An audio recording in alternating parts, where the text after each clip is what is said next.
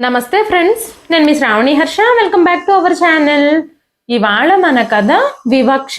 కథని చివరి వరకు వినండి. నచ్చితే కనుక ఖచ్చితంగా తప్పకుండా ఒక్క లైక్ చేయండి.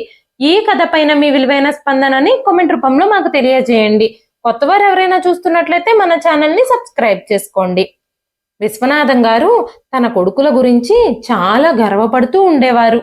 ఎందుకంటే వాళ్ళు ఇప్పుడు ప్రయోజకులుగా మారారు. వాళ్ళు ఉద్యోగాలు చేసి డబ్బులు సంపాదించి తన తండ్రికి మద్దతు ఇస్తున్నారు.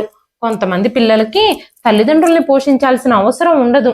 తల్లిదండ్రులు తమ కోసం ఎంత కష్టపడ్డారు అనే విషయాన్ని పిల్లలు పెద్దవాళ్ళయ్యాక మర్చిపోతూ ఉంటారు. విశ్వనాథం గారు, ఆయన భార్య జానకమ్మ గారు ఇప్పుడు ఇద్దరు వృద్ధులు. వాళ్ళు వృద్ధాప్యంలో అడుగు పెట్టారు. ఆయనకి 3 కొడుకులున్నారు. మొదటి కొడుకు పేరు ఉదయ్, రెండో కొడుకు అజయ్, మూడో కొడుకు పేరు విజయ్. పెద్ద కొడుక్కి రెండో కొడుక్కి పెళ్లిళ్ళు అయిపోయాయి, కానీ మూడో కొడుకుకి ఇంకా పెళ్లి కాలేదు. విశ్వనాథం గారు తను కష్టపడి సంపాదించిన డబ్బులతో ఆ ఇంటిని కొన్నారు. విశ్వనాథం గారి భార్య జానకమ్మ గారు తన సొంత చేతులతో ఆ ఇంటిని చాలా అందంగా అలంకరించారు. ఏ వస్తువు ఎక్కడుండాలి అనేది ఆవిడే నిర్ణయించేవారు. ఆ ఇంటికి యజమానురాలు తనే అని ఆవిడ ఫీల్ అవుతూ ఉండేవారు. చిన్నప్పటి నుంచి భర్త సంపాదించిన డబ్బులతో చాలా జాగ్రత్తగా ఇంటిని నడిపిస్తూ పిల్లల్ని పెంచి పెద్దవాళ్ళని చేశారు. కొడుకులు 3 విశ్వనాథం గారికి చాలా విలువిచ్చేవారు. ఆయన మాటకి గడగడలాడేవారు. కంటి చూపుతోనే విశ్వనాథం గారు తన కుటుంబాన్ని కంట్రోల్ చేస్తూ ఉండేవారు. కానీ ఇప్పుడు ఆ ఇంట్లో విశ్వనాథం గారి ఉనికి కూడా సహించలేకపోతున్నారు కొడుకులు. విశ్వనాథం గారు, జానకమ్మ గారు వారి గదిలో కూర్చుని ఒకరితో ఒకరు కష్ట సుఖాలన్నీ మాట్లాడుకుంటూ ఉండేవారు. ఒకరోజు విశ్వనాథం గారు, జానకమ్మ గారు తమ గదిలో కూర్చుని మాట్లాడుకుంటూ ఉన్నప్పుడు అదే సమయంలో విశ్వనాథం గారి పెద్ద కొడుకు ఉదయ్ గదిలోకి వచ్చి తన తల్లిదండ్రులతో, అమ్మా, నాన్న, మీరిద్దరూ హాయిగా గదిలో కూర్చుని విశ్రాంతి తీసుకుంటూ ఉన్నట్టున్నారు. ఇంటి ఖర్చులతో, ఈ ఇంటికి సంబంధించిన బాధలతో మీకేం పని? గదిలో కూర్చుంటే లైటు ఫ్యాను వేసుకునే కూర్చుంటారు మీరు. అసలు కరెంటు బిల్లు ఎంత వస్తుందో మీకేం తెలుసు అని మాట్లాడుతూ ఉన్నాడు. తన పెద్ద కొడుకు గొంతు విని విశ్వనాథం గారు ఒక్కసారిగా షాక్ అయిపోయారు. ఇన్ని రోజులు కొడుకుల కోరికలు తీర్చడానికే ఆయన ఎంతగానో కష్టపడ్డారు. ఎంతో కృషి చేసి ఎంతో శ్రమించి ప్రతి కొడుకు అవసరాలని ఆయన తీరుస్తూ ఉండేవారు. కానీ ఈ రోజు అదే కొడుకులు మీ వల్ల మాకు ఖర్చులు ఎక్కువ అవుతున్నాయి అని చెప్తున్నారు. ఆ మాటలు వింటూ ఉంటే జానకమ్మ గారి కళ్ళల్లో కన్నీళ్ళు వస్తూ ఉన్నాయి. కొడుకులు పెద్దవాళ్ళు అయిపోయారు అని, వాళ్ళ కాళ్ళ మీద వాళ్ళు నిలబడిన తరువాత ఇకపై వాళ్ళ తల్లిదండ్రుల మాటల్ని వాళ్ళు వినడానికి కూడా ఇష్టపడడం లేదని విశ్వనాథం గారు అర్థం చేసుకున్నారు. ఇప్పుడు ఆ ఇంట్లో ఆయన కోసం మద్దతుగా నిలబడే వ్యక్తి ఆయన భార్య మాత్రమే. ఇంకెవ్వరికీ వాళ్లతో పని లేదు. వాళ్లతో అవసరం తీరిపోయాక ఇంక కొడుకులు మాత్రం వాళ్ళని ఎందుకు గౌరవిస్తారు? వెంటనే విశ్వనాథం గారు, బాబు, మేము నీ తల్లిదండ్రులం, నీకోసం ఎంతో చేశాము. చిన్నప్పటి నుంచి మీ 3 ఎంతో కష్టపడి పెంచాము. కానీ ఈ రోజు నువ్వు మా విషయంలో ఇలా ఎలా మాట్లాడగలుగుతున్నావు అని మాట్లాడుతూ ఉండగానే వెంటనే ఉదయ్, నాన్న, ఇన్ని రోజులు మీరు సంపాదించి మమ్మల్ని పోషించారు. అప్పుడు మీరు చెప్పినట్టు మేము విన్నాం కదా.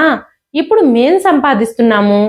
ఇప్పటి నుంచి మేం చెప్పినట్టుగానే మీరు వినాలి అని మాట్లాడుతూ ఉండగానే విశ్వనాథం గారు, బాబు ఉదయ్, నువ్వు ఏ విషయం గురించి మాట్లాడుతున్నావు? అసలు నీకేం కావాలో చెప్పు, సరిగ్గా నాకు వివరించి చెప్పు, నువ్వు ఎందుకు వచ్చావో అని చెప్పగానే ఉదయ్ మాట్లాడుతూ, రిటైర్ అయిన దగ్గర నుంచి మీకు సంపాదన లేదు. ఇంట్లోనే ఉండి ఇంకా ఇంకా మా ఖర్చుల్ని ఎక్కువ చేస్తున్నారు మీరు. ఆ ఖర్చులు తగ్గించడానికి నేను ఇప్పటికీ ప్రయత్నిస్తూనే ఉన్నాను. మీరు, అమ్మ, ఇప్పటికి పై గదిలోకి మారండి. పైన కొత్తగా కట్టిన గది అయితే మీకు సరిగ్గా సరిపోతుంది. లైటు ఫ్యాను ఖర్చులు కూడా మాకు ఆదా అవుతాయి. కరెంటు బిల్లు కట్టే వాళ్ళకు తెలుస్తుంది ఆ బాధ అని మాట్లాడుతూ ఉన్నప్పుడు విశ్వనాథం గారు తన కొడుకుతో, కాసేపు ఫ్యాను లైటు వేసుకున్నంత మాత్రాన నువ్వు కరెంటు బిల్లు గురించి మాట్లాడుతున్నావు. ఇంతకు ముందంతా కరెంటు బిల్లు నేనే కట్టేవాణ్ణి కదా. ఇప్పుడు మీరు కరెంటు బిల్లు కట్టాల్సిన సమయం వచ్చేసరికి మమ్మల్ని పైన కట్టించిన గదిలోకి వెళ్ళమని చెప్తున్నావు. పైన ఆ గది ఎంత వేడిగా ఉంటుందో నీకు తెలుసు. ఈ వయసులో అంత వేడిలో మేమిద్దరం అక్కడ ఎలా నివసించగలుగుతాము? అది చాలా కష్టమైన పని కదా. రోజులో కాసేపు అయితే ఎవరైనా ఎంతో కొంత వేడిని తట్టుకుంటారు. కానీ సూర్యుడు నడినెత్తి మీదకి వచ్చినప్పుడు ఆ వేడిని మేము ఎలా తట్టుకోగలము? కింద ఉన్న గదుల్లో అయితే కాస్త చల్లగా ఉంటుంది. మేం పై గదిలోకి మారాలి అంటే కనీసం మా గదిలో ఏసీ అయినా పెట్టించండి అని చెప్పినప్పుడు కొడుకు ఆయన మాటలు వినడానికి అస్సలు సిద్ధంగా లేడు. వెంటనే ఇంతకు ముందు కాలంలో ఏసీలు ఎక్కడున్నాయి? ఇప్పటి వరకు మీరు ఏసీల్లోనే బ్రతికారా? ఇప్పుడు ఏసీ పెట్టించమని అడుగుతున్నారు అని అనగానే విశ్వనాథం గారు ఇంతకు ముందు ఇళ్ళన్నీ బహిరంగంగా ఉండేవి. గాలి వెలుతురు అన్ని మంచిగా తగిలేవి. ఎండ ఎంత కాలిపోతున్నా సూర్యుడి కాంతిలో బ్రతకాల్సి వచ్చినా చుట్టూ అంతా ఇళ్ల చుట్టూ ఇంటి ప్రాంగణం అంతా మొక్కలు చెట్లతో నిండుండేవి. అంత ఎండలో కూడా అవి నీడని చల్లదనాన్ని చల్లటి గాలిని ఇచ్చేవి. ఇప్పుడు ఇంటి చుట్టుపక్కల చెట్లకి మొక్కలకి ఖాళీ ఎక్కడుంటుంది అని మాట్లాడుతూ ఉన్నప్పుడు విశ్వనాథం గారి పెద్ద కొడుకు ఈ మాటలన్నీ నాకు అనవసరం నాన్న, మీరిద్దరూ ఇప్పుడు పై గదిలోకి షిఫ్ట్ అయ్యి తీరాల్సిందే. ఇది మేము ముగ్గురం కొడుకులం కలిసి తీసుకున్న నిర్ణయం. మీరు కిందే ఉంటే అంతంత కరెంటు బిల్లులు మేము కట్టలేము అని చెబుతూ ఉన్నప్పుడు విశ్వనాథం గారు నాకు పెన్షన్ డబ్బులు కూడా వస్తున్నాయి కదా, ఆ డబ్బులు కూడా మీరే వాడుకుంటున్నారు కదా అని చెప్పగానే కొడుకు కోపంగా మీ పెన్షన్ డబ్బులు 7,000 రూపాయలు మాత్రమే వస్తున్నాయి. రోజు ఇంటి ఖర్చుల కోసం నెల నెల మేము ఎంత ఖర్చు పెడుతున్నామో మీకేం తెలుసు? గ్యాస్ బిల్లు, కరెంటు బిల్లు, పిల్లల స్కూల్ ఫీజులు, కూరగాయలు, సరుకులు అవి ఇవి అని నెలకి ఎన్నెన్ని వేలు ఖర్చు అవుతున్నాయో మీరు ఊహించను కూడా ఊహించలేరు. వీటన్నింటితో పాటు ఎవరైనా అనారోగ్యానికి గురైతే హాస్పిటల్ ఖర్చులు కూడా భరించాలి అని మాట్లాడుతూ ఉండగానే విశ్వనాథం గారు బాబు, ఇంతకు ముందు నేను ఈ ఇల్లంతటి ఖర్చులని అన్నింటినీ సమర్థవంతంగా భరించేవాణ్ణి. నేను ఎప్పుడు ఎవ్వరి మీద ఇలా ఫిర్యాదు చేయనే లేదు. మీ అందరి గదుల్లోనూ ఏసీలున్నాయి. ప్రతి ఒక్కరూ గదిలో ఏసీ ఆన్ చేసుకునే కూర్చుని ఉండేవారు ఇంతకు ముందు. కానీ ఏ రోజు నేను ఆ విషయం గురించి మీతో మాట్లాడలేదు, మీకు ఆ విషయాలపై ఆంక్షలు పెట్టలేదు. కానీ ఈ రోజు కన్న తల్లిదండ్రుల విషయంలో మీరు ఇలా ప్రవర్తిస్తారని నేను అస్సలు అనుకోలేదు. తల్లిదండ్రులు పిల్లల సంతోషం కోసం ఆనందం కోసమే అన్ని చేస్తూ ఉంటారు. కానీ పిల్లలు పెద్దవాళ్ళై బాధ్యతలు తీసుకునే సమయం వచ్చేసరికి తల్లిదండ్రుల సంతోషం గురించి వాళ్ళు అస్సలు ఆలోచించరు అని మాట్లాడుతూ ఉన్నప్పుడు జానకమ్మ గారు విశ్వనాథం గారి చెయ్యి పట్టుకుని ఆయన కళ్ళల్లోకి చూస్తూ ఈ పిల్లలతో వాదించడం కూడా అనవసరం అండి, దానివల్ల ఎలాంటి ప్రయోజనమూ ఉండదు, నిశ్శబ్దంగా ఉండడమే మంచిది అని చెప్పింది ఆవిడ. విశ్వనాథం గారు కొడుకు కళ్ళల్లోకి చూస్తూ ఉంటే కొడుకు కళ్ళల్లో అస్సలు తల్లిదండ్రుల గురించి ఆందోళనే లేదు. ఈ విషయానికి విశ్వనాథం గారికి చాలా బాధగా అనిపించింది. నేను నా పిల్లల కోసం ఎన్నో చేశాను, ఈ రోజు అదే పిల్లలు మా కోసం ఏమీ చేయడానికి సిద్ధంగా లేరు. ప్రతి విషయం గురించి నాకు లెక్కలు చెప్తున్నారు. ఈ వయసులో మమ్మల్ని ఆ వేడిగా ఉండే పై గదిలోకి పంపించేసి వాళ్ళు మాత్రం హాయిగా కింద గదుల్లో ఉండాలి అని అనుకుంటున్నారు. అమ్మా నాన్నలు ఎలా ఉన్నా సరే వాళ్ళకి అస్సలు పట్టింపు లేదు. ఏదో ఒక రోజు తల్లిదండ్రుల ప్రాముఖ్యతని వాళ్ళు అర్థం చేసుకుంటారు అని ఆయన ఆలోచిస్తూ ఉన్నప్పుడు జానకమ్మ గారు మన పిల్లలు ఎప్పటికీ తల్లిదండ్రుల ప్రాముఖ్యతని అస్సలు గ్రహించలేరండి. మన ఏడుపు, బాధ, దుఃఖం వాళ్ళకి కనిపించవు. మనం నిశ్శబ్దంగా మనలో మనం ఏడవడం తప్ప వేరే మార్గం ఏమీ లేదు అని ఆవిడ చెప్పినప్పుడు విశ్వనాథం గారు నిశ్శబ్దంగా నిలబడ్డారు. అదే సమయంలో ఉదయ్ భార్య విశ్వనాథం గారి పెద్ద కోడలు బయటకొచ్చి నెమ్మదిగా మాట్లాడడం ప్రారంభించింది. నేను మీకెంత వివరించి చెప్పాను నా విషయాల్లో జోక్యం చేసుకోవద్దు అని, నా విషయాలకి దూరంగా ఉండమని మీతో ఎప్పుడూ చెబుతూనే ఉంటాను. కానీ మీరు నా మాట వినలేదు, నా విషయాల్లో జోక్యం చేసుకున్నారు. ఇప్పుడు మీకేం జరుగుతుందో మీరే చూడండి. మీ సొంత కొడుకులే మీ గురించి పట్టించుకోలేని పరిస్థితులు వచ్చేశాయి. మీరు వాళ్ళని చాలా కష్టపడి పెంచారని నేను ఎప్పటి నుంచో మీ నోటి నుంచి వింటూనే ఉన్నాను. ఈ రోజు కొడుకుల్ని పెంచడానికి మీరు పడిన కష్టాలన్నింటికీ ఫలితం ఏమిటో మీరు చూస్తున్నారు కదా.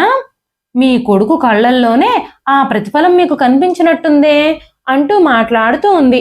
ఆ సమయంలో కోడలు తమ నిస్సహాయతని ఎగతాళి చేస్తోంది అని ఆయనకి తెలుసు. విశ్వనాథం గారి పెద్ద కోడలు వీణ ఆ ఇంట్లో అడుగుపెట్టిన దగ్గర నుంచి విశ్వనాథం గారికి ఎప్పుడూ చాలా కోపం తెప్పిస్తూ ఉండేది.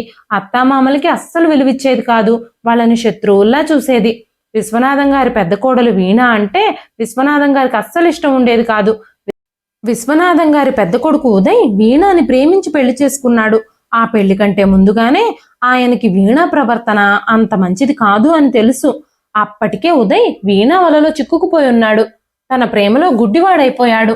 తల్లిదండ్రులు ఏం చెప్పినా వినే పరిస్థితుల్లో తను లేడు. ఇంతకు ముందెప్పుడూ ఉదయ్ తన తల్లిదండ్రులతో కనీసం గొంతు పెంచి కూడా మాట్లాడేవాడు కాదు. కానీ వీణాని పెళ్లి చేసుకున్న దగ్గర నుంచి ప్రతిరోజు తన తల్లిదండ్రులతో గొడవ పడుతూనే ఉన్నాడు.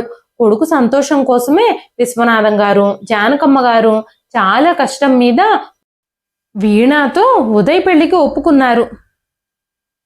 వీణ, ఉదయ్ ఒకరితో ఒకరు జీవించడానికి మాత్రమే ఇష్టపడ్డారు. అత్తామామలెవ్వరూ వాళ్ళ విషయాల్లో జోక్యం చేసుకోవడం వీణాకి అస్సలు ఇష్టం ఉండదు.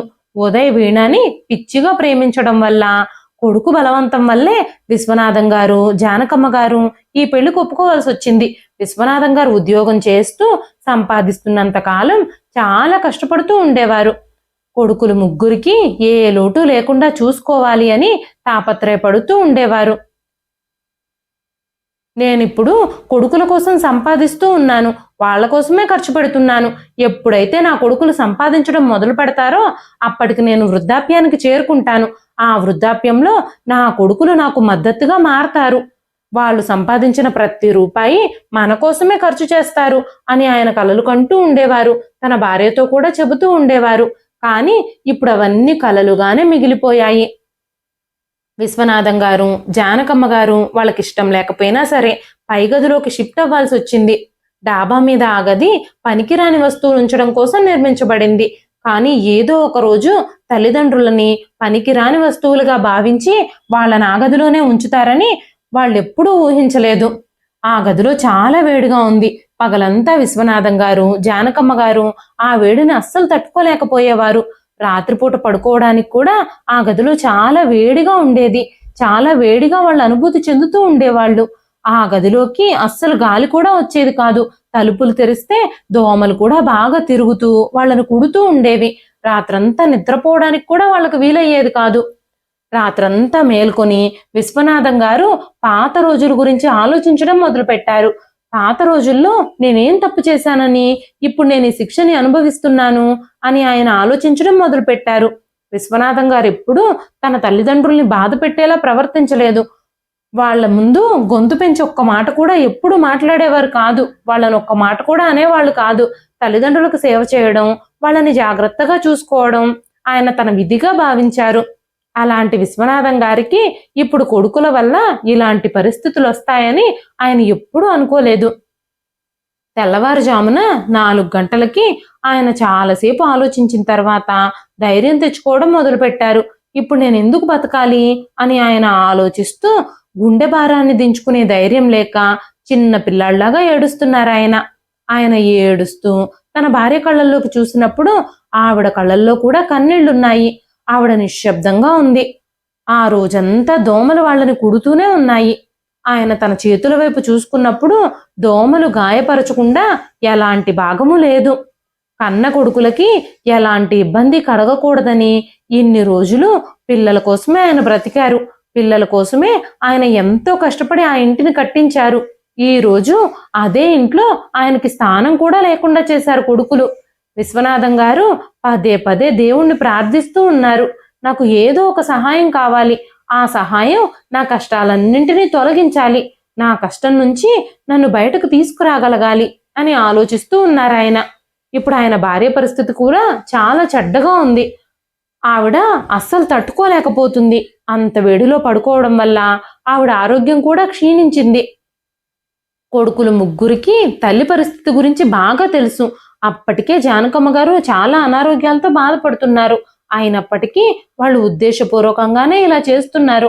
వాళ్ళ ప్రవర్తనలు, ఉద్దేశాలు అన్ని విశ్వనాథం గారికి కళ్ళకు కట్టినట్టుగా కనిపిస్తున్నాయి. ఉదయం 4 గంటల సమయంలో జానకమ్మ గారు నిశ్శబ్దంగా కూర్చునున్నారు.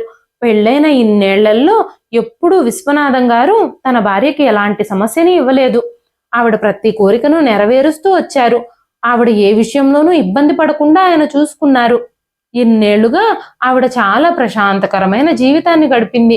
విశ్వనాథం గారు జానకమ్మ గారిని చాలా ప్రేమించేవారు. ఆ కారణంగానే ఆవిడకి ఎలాంటి ఇబ్బంది కలగకుండా ఆయన చూసుకుంటూ ఉండేవారు.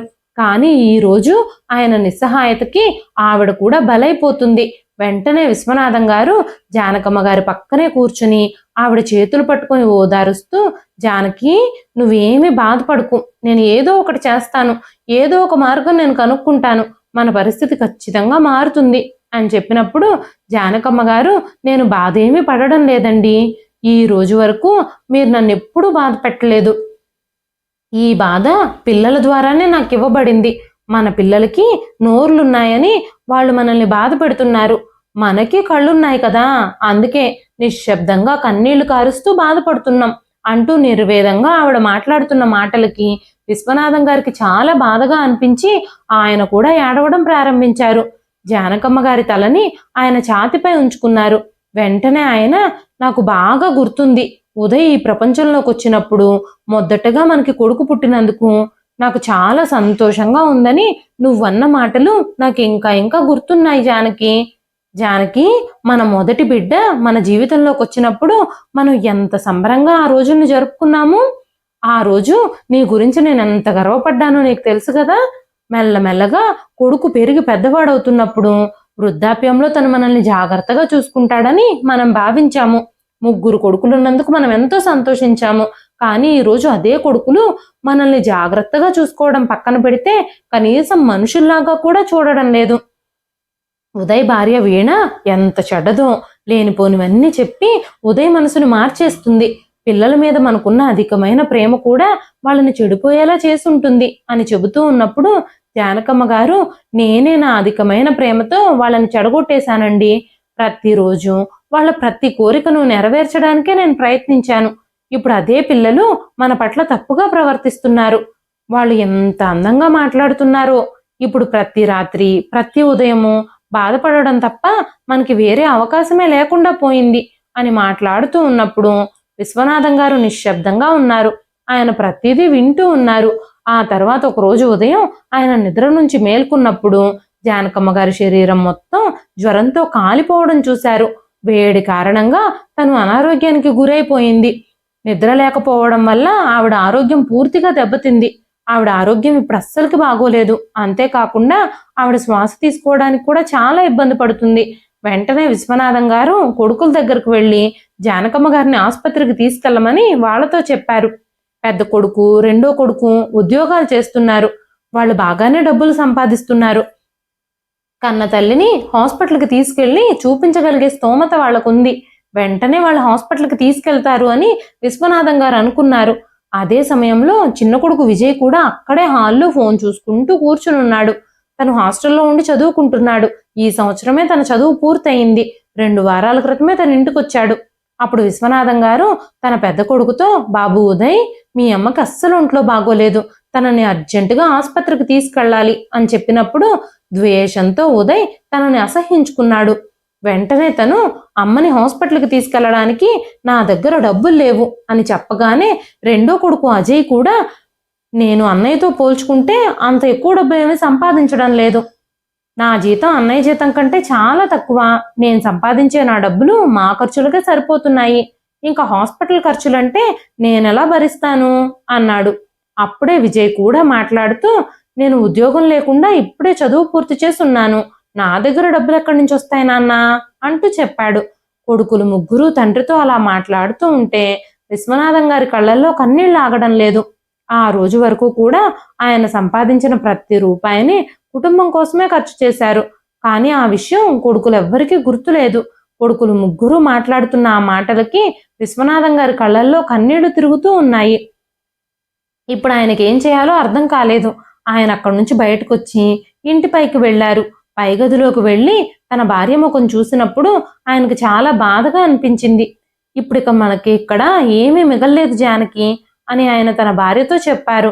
మనం ఇంకెక్కడ ఉండలేము, మనం మన సొంత ఇంట్లోనే పరాయి వాళ్ళుగా ఎలాంటి గౌరవము లేకుండా ఇక్కడ బ్రతుకుతున్నాము, ఇది ఇలా ఎన్నాళ్ళు కొనసాగుతుందో మనకు కూడా తెలీదు అని ఆయన మాట్లాడుతూ ఉన్నప్పుడు జానకమ్మ గారు ఏడవడం ప్రారంభించారు. ఆవిడ ఏడుస్తూనే, మన కొడుకుల్ని తిరస్కరించి మనం ఈ ప్రపంచంలో ఎక్కడికి వెళతామండి, మనం ఇలాగే బ్రతకక తప్పదు, మనం మన పిల్లల కోసమే మన కుటుంబ సభ్యులందరికీ కూడా దూరం అయ్యాము అని మాట్లాడుతూ ఉన్నారు ఆవిడ. విశ్వనాథం గారి రెండో కొడుకు అజయ్ తన అన్నయ్య కొడుకుతో గొడవ పడ్డాడప్పుడు. తన అన్నయ్య చాలా మంచివాడైనప్పటికీ ఆ గొడవతో విశ్వనాథం గారు తన అన్నయ్యతో సంబంధాలన్నీ పూర్తిగా తెంచేసుకున్నారు. ఇంతకు ముందు విశ్వనాథం గారి మేనల్లుడు ప్రతి నెల ఆయన చూడ్డానికి వచ్చేవాడు. తన కొడుకుల కోసమే వాళ్ళను కూడా చాలా దూరం చేసేసుకున్నారు ఆయన. అప్పుడు ఆ రోజు అంత పెద్ద అడుగులు వేసినందుకు ఈ రోజు ఆయన తనని తానే నిందించుకుంటూ తిట్టుకుంటూ ఉన్నాడు. విశ్వనాథం గారు జానకమ్మ గారు ఆ ఇంటి నుంచి బయలుదేరి బయటకు వెళ్ళిపోవాలి అని అనుకున్నారు. విశ్వనాథం గారు జానకమ్మ గారితో కలిసి రోడ్డు మీదకి వచ్చేస్తే ఎలా బ్రతకాలో కూడా ఆయనకి తెలియదు. ఇద్దరూ చాలా ముసలి వాళ్ళైపోయారు. కొన్ని సంవత్సరాల క్రితం ఆయన పిల్లల చదువుల కోసమే సిటీకి వచ్చేశారు. ఊళ్ళో ఉన్న ఒక్క ఇంటిని కూడా అప్పుడే అమ్మేసుకున్నారు ఆయన. కానీ ఇప్పుడు వాళ్ళు తిరిగి వెళ్ళడానికి, మంచి జీవితం జీవించడానికి, కోరికలు నెరవేర్చుకోవడానికి ఒక్క చోటు కూడా లేదు. ఇప్పుడు జానకమ్మ గారు విశ్వనాథం గారి ఛాతీని పట్టుకుని ఏడవడం ప్రారంభించారు. నేను దీన్నంతటినీ సహించలేకపోతున్నానండి. నేను నా ఇంటి నుంచి దూరంగా వెళ్ళాలని అనుకోవడం లేదు. నేను ఒక్క అడుగు కూడా వేయలేకపోతున్నాను అని ఏడుస్తూ జానకమ్మ గారు నిస్సహాయంగా నేల మీద పడిపోయి ఉన్నారు. వయసు కారణంగా ఆవిడలో మోకాళ్ళ నొప్పులు కూడా మొదలయ్యాయి. ఆవిడ కాళ్ళు ఉబ్బిపోయాయి. విశ్వనాథం గారు తన భార్యకి మద్దతిస్తూ తనకి నిలబడడానికి సహాయం చేస్తున్నారు. వాళ్ళు మెల్లగా నడుచుకుంటూ ఇంటి బయటకు వెళ్లారు. ఈసారి ఆమె నేల మీద పడిపోయి తిరిగి లెగవలేకపోయింది. తన నోట్లో నుంచి రక్తం కూడా రావడం ప్రారంభించింది. విశ్వనాథం గారికి ఏం చేయాలో అర్థం కావడం లేదు. ఆయన ఏడవడం ప్రారంభించారు. ఆయన పెద్ద పెద్దగా అరుస్తున్నారు కూడా. ఆయనకు భయంతో కళ్ళు కూడా తిరుగుతున్నాయి. వెంటనే విశ్వనాథం గారు తన కొడుకు ఉదయ్ని పిలవడం మొదలుపెట్టారు. ఉదయ్ కళ్ళు రుద్దుకుంటూ కిటికీ దగ్గరకు వచ్చాడు. కిటికీలోంచి ఒక్కసారి చూసి మళ్ళీ కిటికీ మూసేసి లోపలికి వెళ్ళిపోయాడు. కొడుకులందరూ కలిసి తమని ఇంటి నుంచి పంపించేయాలని ప్లాన్ చేసుకొని ఇలా చేస్తున్నారని, అది ఆపడానికి జానకమ్మ గారు ప్రయత్నిస్తున్నారు అని, అందుకే పడిపోయినట్టుగా నాటకం ఆడుతున్నారు అని కొడుకులు భావిస్తున్నారు అని విశ్వనాథం గారు అర్థం చేసుకున్నారు. అందుకే జానకమ్మ గారి ఇంటి ముందే పడిపోయి ఉన్నా కూడా ఏ కొడుకు ఆవిడ దగ్గరికి రాలేదు. వెంటనే జానకమ్మ గారు కొంచెం తేరుకుని కళ్ళు తెరిచి ఆయన భుజం మీద చెయ్యి వేసి, నేను బాగానే ఉన్నానండి. నేను మీతో చాలా సంవత్సరాలు నా జీవితాన్ని గడిపాను. ఇప్పుడు నా ఆనందం ఏమిటంటే నేను మీ చేతుల్లో చనిపోబోతున్నాను. మనిద్దరము ఎప్పుడూ ఒకరికొకరు మద్దతుగా ఉన్నాము. ఒకరినొకరు ప్రేమించుకున్నాము. ఇప్పుడు ఇద్దరము రోడ్డు మీద పడ్డాము. అయినా నాకు బాధ లేదండి. నేను మీ చేతుల్లోనే చనిపోతున్నాను. మీ చేతిలోనే నా చివరి శ్వాస విడుస్తున్నాను అని చెబుతూ ఉన్నప్పుడు ఒక వ్యక్తి వేగంగా నడుస్తూ వాళ్ళ దగ్గరకు వచ్చి, అంకుల్ అంకుల్ ఏం జరిగింది, మీరు అసలు ఎందుకు ఏడుస్తున్నారు అంటూ అడిగినప్పుడు విశ్వనాథం గారు జరిగిన సంగతులన్నింటి గురించి ఏడుస్తూ చెప్పారు. వెంటనే తను విశ్వనాథం గారిని జానకమ్మ గారిని ఆసుపత్రికి తీసుకుని వెళ్ళాడు. కానీ దురదృష్టం ఏమిటంటే అప్పటికే జానకమ్మ గారు చనిపోయారు. విశ్వనాథం గారు చాలా ఏడుస్తూ అరుస్తూ ఆ అబ్బాయితో, నేను ఒక్కసారి నా పిల్లలతో ఫోన్లో మాట్లాడాలి. తమ తల్లి చనిపోయింది అన్న విషయాన్ని వాళ్ళకి తెలియజేయాలి. తమ తల్లి చనిపోయింది అని వాళ్ళకి తెలిస్తే వాళ్ళ హృదయం ఖచ్చితంగా కరుగుతుంది అని చెప్పినప్పుడు ఆ అబ్బాయి విశ్వనాథం గారి దగ్గర తమ కొడుకుల ఫోన్ నెంబర్ తీసుకొని ఫోన్లో ఆ నెంబర్ని డయల్ చేసి విశ్వనాథం గారికి ఇచ్చాడు. విశ్వనాథం గారు కొడుకుతో మాట్లాడిన తర్వాత కొడుకు మాటలు ఆయన హృదయంలో కత్తుల్లా దిగుతూ ఉన్నాయి. ఆయన ముఖమంతా పాలిపోయింది. ఆ అబ్బాయి కూడా విశ్వనాథం గారిని ఆశ్చర్యంగా చూస్తూ ఉన్నాడు. ఒక కొడుకు ఇంత అర్ధరహితంగా, ప్రేమ లేకుండా, తల్లిదండ్రుల మీద గౌరవం లేకుండా ఎలా ఉంటాడు అని ఆలోచిస్తూ ఉన్నాడు. విశ్వనాథం గారు కొడుకుకు ఫోన్ చేసి, మీ అమ్మ చనిపోయింది. చివరిసారిగా మీ అమ్మకి వీడ్కోలు చెప్పడానికి మీరందరూ రావాలని నేను కోరుకుంటున్నాను. 9 నెలలు మిమ్మల్ని తన కడుపులో మోసిన మీ తల్లి శవాన్ని చివరిసారిగా మోయడానికి మీ భుజాలనివ్వండి. చివరిసారిగా ఆమె ముఖం చూడండి. నేను ఆసుపత్రిలోనే ఉన్నాను. మీ అమ్మ చనిపోయిందని డాక్టర్ చెప్పారు అని చెప్పినప్పుడు వెంటనే ఉదయ్, నాకు చాలా ఇంపార్టెంట్ మీటింగ్ ఉంది నాన్న ఈరోజు. నేను ఆ మీటింగ్కి అటెండ్ అవ్వకపోతే నాకు చాలా నష్టం జరుగుతుంది. మీటింగ్ అయిపోయాక నేను అమ్మ దగ్గరికి రావడానికి ప్రయత్నిస్తాను. నేను తమ్ముళ్లతో కూడా ఈ విషయం చెప్తాను. వాళ్ళు రావాలనుకుంటే వాళ్ళు వస్తారు. నాకు మాత్రం కుదరదు అని చెప్పి ఫోన్ పెట్టేసేశాడు. ఆ మాటలు విని విశ్వనాథం గారు ఏడవడం ప్రారంభించారు. ఆయన తనని తాను నియంత్రించుకోలేకపోతున్నారు. ఆ రోజు ఆయన సహనం యొక్క పరిమితి కూడా ముగిసిపోయింది. విశ్వనాథం గారిని, జానకమ్మ గారిని హాస్పిటల్ దగ్గరకు తీసుకొచ్చిన ఆ అబ్బాయి కార్తీక్ విశ్వనాథం గారి భుజం మీద చెయ్యి వేసి ఆయన్ని ఓదార్చడానికి ప్రయత్నిస్తూ ఉన్నాడు. వృద్ధాప్యంలో ఉన్న ఒక వ్యక్తిని ప్రతి ఒక్కరూ అవమానిస్తారు, అసహ్యించుకుంటారు. కానీ కార్తీక్ తనని ఓదార్చడం చూసి ఆయన ఆశ్చర్యపోయాడు. వెంటనే కార్తీక్, అంకుల్ మీరు ఏమీ ఆలోచించకండి, ఆంటీ అంత్యక్రియలకి నేను సహాయం చేస్తాను, నేనే అన్ని సిద్ధం చేస్తాను, అన్ని ఏర్పాట్లు నేను చేస్తాను, మీరు ధైర్యంగా ఉండండి అంటూ ఆయనకు ధైర్యం చెప్పాడు. కార్తీక్ ఏర్పాట్లన్నీ చేయడం మొదలుపెట్టాడు. అదే సమయంలో విశ్వనాథం గారు చనిపోయిన తన భార్య ముఖాన్ని తదేకంగా చూడడం ప్రారంభించారు. గడిచిపోయిన పాత రోజుల్ని గుర్తు చేసుకోవడం ప్రారంభించారు. విశ్వనాథం గారు తన తల్లిదండ్రులతో కలిసి ఊళ్ళోనే ఉండేవారు. విశ్వనాథం గారి తండ్రికి ఒక చెల్లెలు కూడా ఉండేది. ఆవిడ పెళ్లి జరిగిన 3 నెలలకే తన భర్త చనిపోవడంతో ఆవిడ మానసిక పరిస్థితి సరిగ్గా ఉండకపోవడంతో విశ్వనాథం గారి తండ్రి ఆవిడ్ని తమతో పాటే తీసుకొచ్చేసి తమ దగ్గరే ఉంచుకున్నారు. విశ్వనాథం గారి మేనత్త విశ్వనాథం గారిని చాలా ఇష్టపడేది, చాలా బాగా చూసుకునేది. చిన్నప్పటి నుంచి తల్లి కంటే ఎక్కువ ప్రేమనిచ్చేది. తను మెల్లమెల్లగా ఆయన పెరిగి పెద్దవాడవుతూ ఉన్నప్పుడు తల్లిదండ్రులు కూడా వృద్ధాప్యంలోకి అడుగు పెట్టారు. విశ్వనాథం గారు తన తల్లిదండ్రుల్ని జాగ్రత్తగా చూసుకునేవారు. కానీ తన మేనత్త మాత్రం తనకి అదనపు భారంగా తయారైందని ఆయన ఫీల్ అవుతూ ఉండేవారు.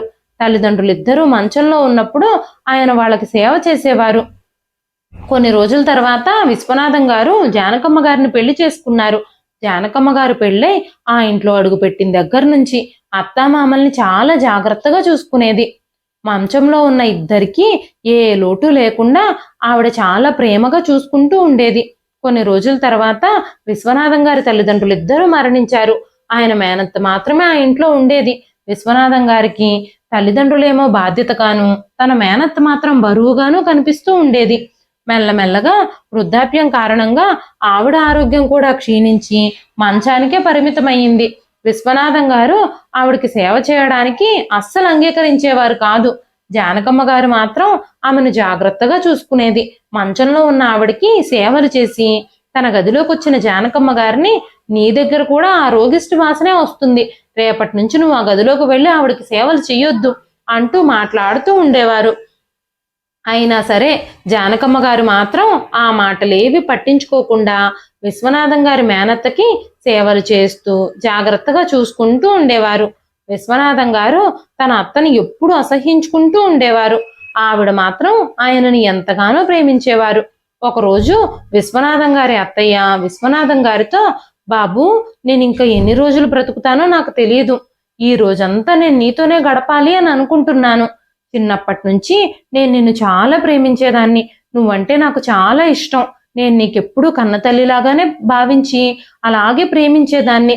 పెళ్ళైన 3 నెలలకే నా భర్త చనిపోవడంతో, నాకు పిల్లలు లేకపోవడంతో నిన్ను నా కన్న బిడ్డ కంటే ఎక్కువగా నేను ప్రేమించాను అని చెప్పినప్పుడు విశ్వనాథం గారు ఆవిడని అసహ్యించుకొని, నువ్వంటే నాకు చాలా అసహ్యం, నా తల్లిదండ్రుల బాధ్యత నన్ను కన్నారు కాబట్టి నాకు ఉంటుంది, కానీ నీ బాధ్యత నేను ఎందుకు తీసుకోవాలి, నీ బాధ్యత నాకు అదనపు భారంగా కనిపిస్తోంది, నీతో ఒక్కరోజు గడపడం కూడా నాకు అస్సలు ఇష్టం లేదు అంటూ అసహ్యంగా చెప్పారు. ఆవిడ ఏడుస్తూనే మంచంలో పడుకునుంది. జానకమ్మ గారు ఆవిడను ఓదార్చడానికి ఎంతగానో ప్రయత్నించారు. ఆ తర్వాత కొన్ని రోజులకి ఆవిడ అనారోగ్యంతో చనిపోయింది. ఆవిడ చనిపోయే ముందు జానకమ్మ గారికి ఉత్తరం ఇచ్చింది. ఆ ఉత్తరం చదివినప్పుడు విశ్వనాథం గారి గుండెల్లో చాలా బాధ కలిగింది. ఆవిడ మనసుని ఆయన ఎంత బాధ పెట్టాడో, ఎంత గాయపరిచాడో విశ్వనాథం గారికి అర్థమై చాలా బాధగా అనిపించింది.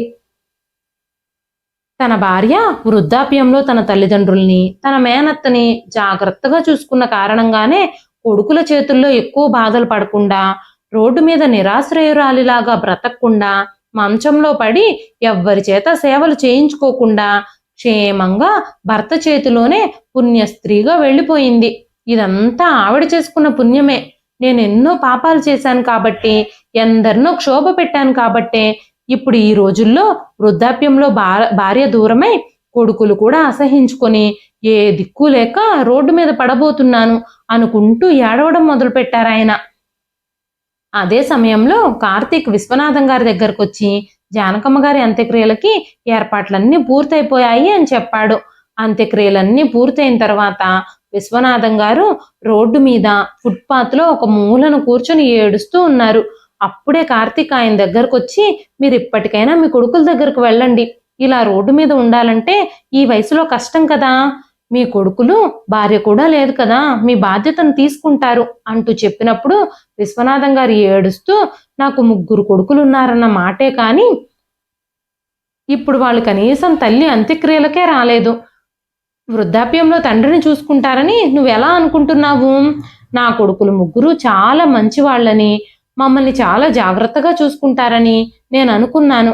కానీ వాళ్ళు మంచి మంచి ఉద్యోగాలు చేస్తున్నప్పటికీ నా పెన్షన్ డబ్బుల కోసమే ఆశపడుతూ ఉండేవారు. పెన్షన్ వచ్చిన 1-2 రోజులు వాళ్ళు నా దగ్గరే కూర్చుని కబుర్లు చెబుతూ మంచిగా మాట్లాడుతూ నా పెన్షన్ డబ్బులన్నీ ఏదో ఒక వంక చెప్పి లాగేసుకునేవాళ్ళు. వృద్ధాప్యంలో ఉన్న తల్లిదండ్రులకి గ్లాసుడు పాలు, గ్లాసుడు మంచినీళ్ళు ఇవ్వాలంటే కూడా లెక్కలు వేసుకునేవాళ్ళు. వాళ్ళు ఫ్యాన్లు, లైట్లు, ఏసీలు వేసుకుంటే కరెంటు బిల్లు ఎక్కువ వస్తుందని మమ్మల్ని పైనుండే స్టోర్ రూమ్లోకి పంపించేశారు. కన్న తల్లి అనారోగ్యంతో పడున్నా గాని తలుపులే తెరవలేదు. చనిపోయింది అని తెలిసినా కూడా అంత్యక్రియలకు రాలేదు. అలాంటి వాళ్ళు నన్ను ఇంట్లోకి తీసుకెళ్తారని, ఇంట్లో ఉంచుకుని జాగ్రత్తగా చూసుకుంటారని నువ్వు ఎలా అనుకుంటున్నావు బాబు? నా మిగిలిన జీవితం అంతా ఇలా రోడ్ల మీద గడపాల్సిందే అని చెప్పినప్పుడు ఆయనను చూసి కార్తీక్ చాలా జాలిపడ్డాడు. వెంటనే కార్తీక్ విశ్వనాథం గారితో, అంకుల్, నాకు అమ్మా నాన్నలు లేరు, చాలా ఏళ్లుగా నేను ఒంటరిగానే బ్రతుకుతున్నాను, మీరు నాతో పాటు వస్తారా? నాకు తండ్రిగా నా ఇంట్లో ఉంటారా? పెద్ద దిక్కు లేని బాధ ఎలా ఉంటుందో నాకు మాత్రమే తెలుసు. ఇంటికొచ్చేసరికి మన కోసం ఎదురు చూసేవాళ్ళు, మనకంటూ ఒకళ్ళు లేకపోతే ఆ బాధ ఎలా ఉంటుందో నేను ఇన్నేళ్లుగా అనుభవించాను అని చెప్పి విశ్వనాథం గారిని ఒప్పించి విశ్వనాథం గారిని తనతో పాటు తీసుకెళ్లాడు కార్తీక్. ఇప్పుడు విశ్వనాథం గారు, కన్న బిడ్డలే బాధ్యత లేకుండా నన్ను వదిలేశారు, ఏమీ కాని నువ్వు నన్ను ఇంటికి తీసుకొచ్చావు అని కార్తీక్తో మాట్లాడుతూ ఉన్నప్పుడు కార్తీక్, అంకుల్, మా అమ్మ బ్రతికున్న రోజుల్లో నాకెప్పుడు చెబుతూ ఉండేది, మనం ఎవ్వరికైనా నిస్వార్థంగా సేవ చేసినా సాయం చేసినా ఆ భగవంతుడు మనకి అవసరం ఉన్నప్పుడు మనకి సహాయం చేస్తాడు అని. ఆ మాటలు విన్నప్పుడు విశ్వనాథం గారి గుండె ఒక్కసారిగా పగిలిపోయింది. తన మేనత్త విషయంలో తను చూపించిన వివక్షకి ఆ భగవంతుడు ఈ విధమైన శిక్షని తనకి వేశాడేమో అని ఆయనకు అనిపించింది. ఆ రోజు నుంచి విశ్వనాథం గారు కార్తీక్తో కలిసి సంతోషంగా జీవిస్తున్నారు. అయినా సరే ఆయన తన పెన్షన్ డబ్బులతోనే తన ఖర్చుల్ని భరిస్తున్నారు. కొన్ని రోజుల తర్వాత తన 3 కొడుకులకి తల్లిదండ్రులకు చూపించిన వివక్షకి ఆ భగవంతుడు సరైన శిక్షే విధించాడు. పెద్ద కొడుకు లంచం తీసుకుంటూ దొరికిపోయాడు. పోలీసులు ఉదయ్ని అరెస్ట్ చేశారు. 2వ కొడుకు అజయ్ ఉద్యోగం పోగొట్టుకున్నాడు. 3వ కొడుకు విజయ్కి ఆఫీస్ నుంచి వస్తూ ఉన్నప్పుడు యాక్సిడెంట్ జరిగి ఇప్పుడు తను హాస్పిటల్లో ఉన్నాడు. ఈ విషయాలన్నీ తెలుసుకున్నప్పుడు విశ్వనాథం గారి కన్న మనసు తట్టుకోలేకపోయింది. ఆ విషయాలన్నింటి నుంచి బయటకు వచ్చే వరకు కొడుకులకు ఆయన అండగా నిలబడ్డారు. రిటైర్మెంట్ డబ్బులు బ్యాంకులో ఉన్న వాటినన్నింటినీ డ్రా చేసి తన చిన్న కొడుకు ఆయన వైద్యం చేయించారు. 2వ కొడుకుకి తనకు తెలిసిన చోట ఉద్యోగం కూడా ఇప్పించారు. పెద్ద కొడుకుని జైలు నుంచి కూడా బయటకు తీసుకొచ్చారు.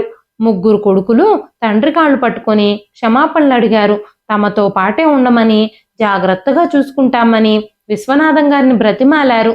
అయినా సరే విశ్వనాథం గారు కార్తీక్తో మాత్రమే కలిసి ఆ ఇంటి నుంచి వెళ్ళిపోయారు. తన ప్రేమ చంపుకోలేక కొడుకులు 3కి ఆయన సహాయం చేశారు తప్ప ఇప్పుడు ఆయనకి కొడుకులతో కలిసి ఉండాలని ఎలాంటి ఆశ లేదు. ఇప్పుడు ఆయన కార్తీక్ని మాత్రమే తన కొడుకుగా భావిస్తున్నారు. తన మిగిలిన జీవితాన్ని కార్తీక్తోనే ప్రశాంతంగా గడుపుతున్నారు. తన తల్లిదండ్రుల విషయంలో తాము ప్రవర్తించిన తీరుకి కొడుకులు 3 ఇప్పుడు పశ్చాత్తాపడుతున్నారు. ఇదండి ఈ రోజు కథ. ఈ కథ మీకు ఎలా అనిపించింది? కథ నచ్చితే ఒక్క లైక్ చేయండి. ఈ కథ పైన మీ విలువైన స్పందనని కామెంట్ రూపంలో మాకు తెలియజేయండి. మరెన్నో ఇలాంటి ఇంట్రెస్టింగ్ కథల కోసం మన ఛానల్ని సబ్స్క్రైబ్ చేసుకోండి. మరొక మంచి కథతో రేపు మళ్ళీ కలుస్తానండి. అంతవరకు సెలవు.